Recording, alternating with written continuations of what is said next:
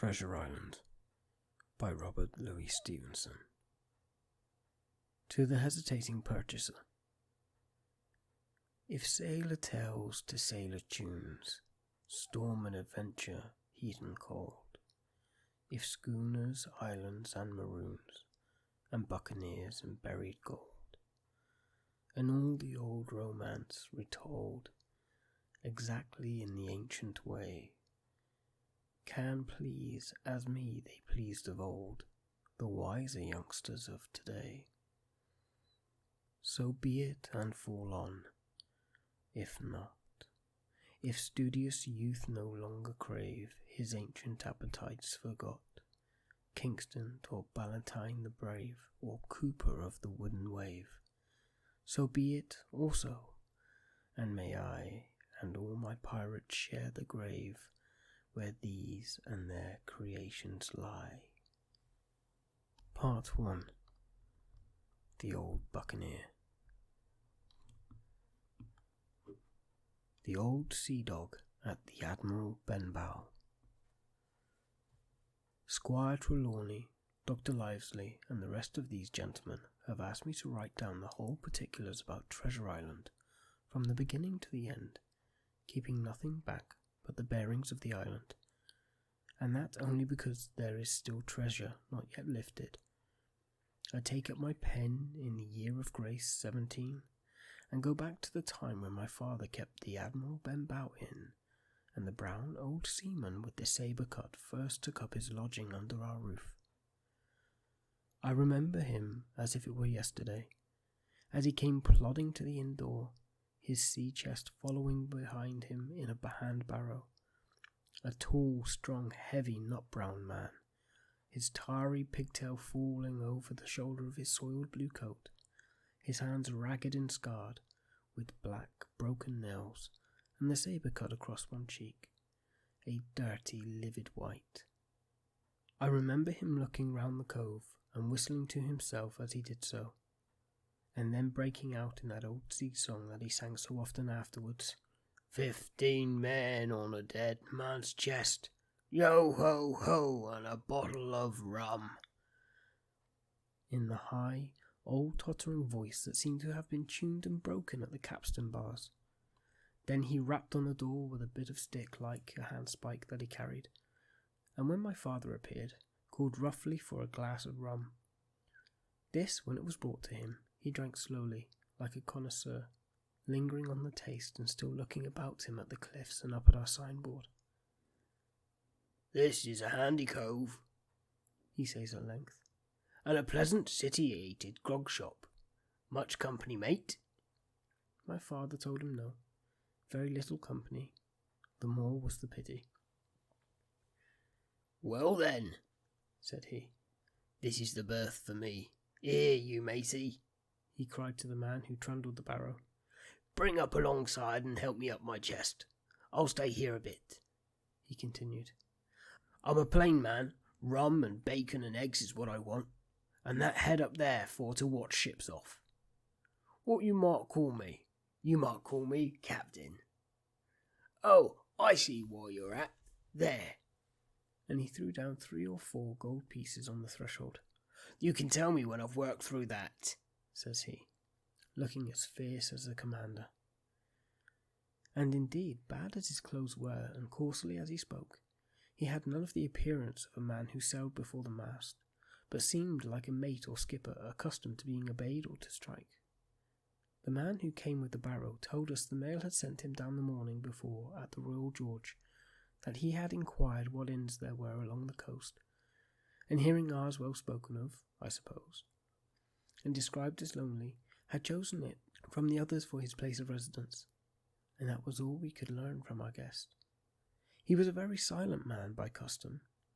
All day he hung round the cove or upon the cliffs with a brass telescope. All evening he sat in a corner of the parlour next the fire, and drank rum and water very strong. Mostly he will not speak when spoken to, only look up sudden and fierce, and blow through his nose like a foghorn, and we and the people who came about our house soon learned to let him be. Every day when he came back from his stroll, he would ask if any seafaring men had gone by along the road, At first we thought it was the want of company of his own kind that made him ask this question, but at last we began to see he was desirous to avoid them. When a seaman did put up at the Admiral Benbow, and now and then some did, making by the coast road for Bristol, he would look in at him through the curtained door before he entered the parlour, and he was always sure to be as silent as a mouse when any such was present. For me, at least, there was no secret about the matter, for I was, in a way, a sharer in his alarms. He had taken me aside one day and promised me a silver fourpenny on the first of every month, if only I would keep my weather eye open for a seafaring man with one leg, and let him know the moment he appeared. Often enough, when the first of the month came round and I applied to him for my wage, he would only blow through his nose at me and stare me down, but before the week was out he was sure to think better of it, bring me my fourpenny piece, and repeat his orders to look out for the seafaring man with one leg. How that personage haunted my dreams, I need scarcely tell you. On stormy nights when the wind shook the four corners of the house and the surf roared along the cove and up the cliffs, I would see him in 1,000 forms and with 1,000 diabolical expressions. Now the leg would be cut off at the knee, now at the hip. Now he was a monstrous kind of a creature who had never had but one leg, and that in the middle of his body. To see him leap and run and pursue me over the hedge and ditch was the worst of nightmares. And altogether I paid pretty dear for my monthly fourpenny piece in the shape of these abominable fancies. But though I was so terrified by the idea of the seafaring man with one leg, I was far less afraid of the captain himself than anybody else who knew him. There were nights when he took a deal more rum and water than his head would carry, and then he would sometimes sit and sing his wicked, old, wild sea songs, minding nobody. But sometimes he would call for glasses round and force all the trembling company to listen to his stories or bear a chorus to his singing. I have often heard the house shaking with yo-ho-ho and a bottle of rum, all the neighbours joining in for dear life, with the fear of death upon them, and each singing louder than the other to avoid remark. For in these fits he was the most overriding companion ever known. He would slap his hand on the table for silence all round. He would fly up in a passion of anger at a question, or sometimes because none was put, and so he judged the company was not following his story, nor would he allow anyone to leave the inn till he had drunk himself sleepy and rolled off to bed. His stories were what frightened people worst of all. Dreadful stories there were, about hanging and walking the plank, and storms at sea, and the dry Tortugas, and wild deeds and places on the Spanish Main.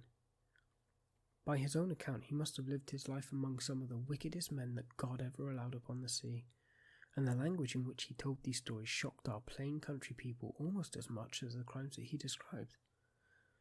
My father was always saying the inn would be ruined, for people would soon cease coming there to be tyrannized over and put down, and sent shivering to their beds, but I really believe his presence did us good. People were frightened at the time, but on looking back, they rather liked it.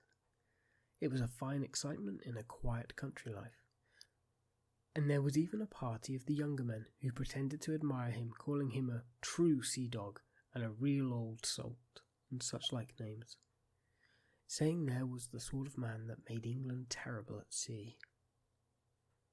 In one way, indeed, he bade fair to ruin us, for he kept on staying week after week, and at last month after month, so that all the money had been long exhausted. And still my father never plucked up the heart to insist on having more. If ever he mentioned it, the captain blew through his nose so loudly that you might say he roared, and stared my poor father out of the room. I have seen him wringing his hands after such a rebuff, and I am sure the annoyance and the terror he lived in must have greatly hastened his early and unhappy death. All the time he lived with us, the captain made no change whatever in his dress but to buy some stockings from a hawker. One of the cocks of his hat having fallen down, he let it hang from that day forth, though it was a great annoyance when it blew. I remember the appearance of his coat, which he patched himself upstairs in his room, and which, before the end, was nothing but patches. He never wrote or received a letter, and he never spoke with any but the neighbours, and with these, for the most part, only when drunk on rum. The great sea chest none of us had ever seen open. He was only once crossed, and that was towards the end, when my father was far gone in a decline that took him off. Dr. Lively came late one afternoon to see the patient, took a bit of dinner from my mother, and went into the parlour to smoke a pipe until his horse should come down from the hamlet, for we had no stabling at the old Benbow. I followed him in, and I remember observing the contrast of neat, bright doctor, with his powder as white as snow, and his bright black eyes and pleasant manners, made with the coltish country folk, and above all, with that filthy, heavy, bleared scarecrow of a pirate of ours, sitting far gone in rum, with his arms on the table. Suddenly, he, the captain that is, began to pipe up his eternal song. 15 men on a dead man's chest, yo ho ho, and a bottle of rum. Drink and the devil had done for the rest, yo ho ho, and a bottle of rum. At first I had supposed the dead man's chest to be that identical big box of his upstairs in the front room, and the thought that had been mingled in my nightmares with that of the one-legged seafaring man. But by this time we had all long ceased to pay any particular notice to the song. It was new, that night, to nobody but Dr. Lively, and on him I observed it did not produce an agreeable effect, for he looked up for a moment quite angrily before he went on with his talk to old Taylor, the gardener, on a new cure for the rheumatics. In the meantime, the captain gradually brightened up at his own music, and at last flapped his hand upon the table before him in a way we all knew to mean silence. The voices stopped at once, all but Dr. Lively's. He went on as before, speaking clear and kind and drawing briskly at his pipe between every word or two.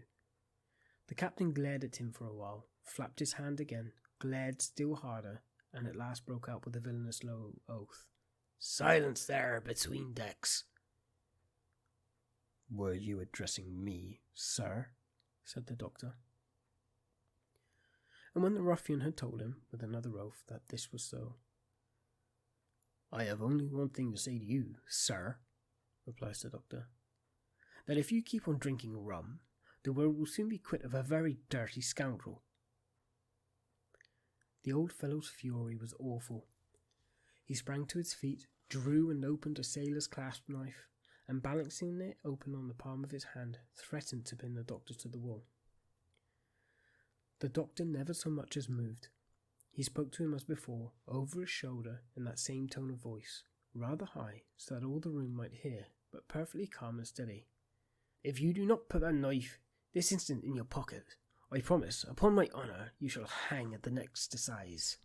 Then followed a battle of looks between them, but the captain soon knuckled under, put up his weapon and resumed his seat, grumbling like a beaten dog. "And now, sir," continued the doctor, "since I now know there's such a fellow in my district, you may count I'll have an eye upon you day and night. I'm not a doctor only, I'm a magistrate, and if I catch a breath of complaint against you, if it's only for a piece of incivility like tonight's, I'll take effectual means to have you hunted down and routed out of this place.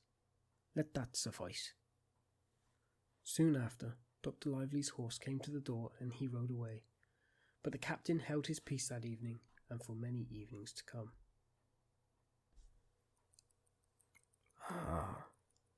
Unfortunately, it seems like it's time for us to say goodbye now. It is getting late. But I do hope you enjoyed this very first chapter of Treasure Island. Thank you for watching. Have a great evening. Goodbye.